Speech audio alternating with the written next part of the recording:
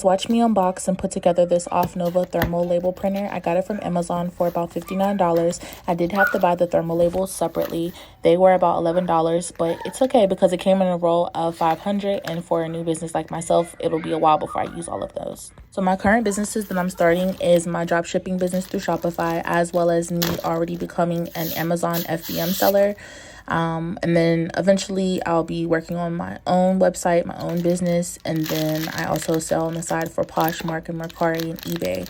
So this definitely came in handy because prior to this thermal label printer, I was having to basically go to the library and print out the shipping labels and cut them out and tape them onto the packages. That worked for a while, but I don't have a vehicle anymore. So now this is like the best alternative for me, saving time, saving money, energy, all that, because I can also have the packages picked up from my house from USPS. But this is just me showing a little bit of what came in the box. Very easy setup. The instructions are clear. It's common sense, really. I really didn't even have to use the instructions. Only one button on there, which is the on button.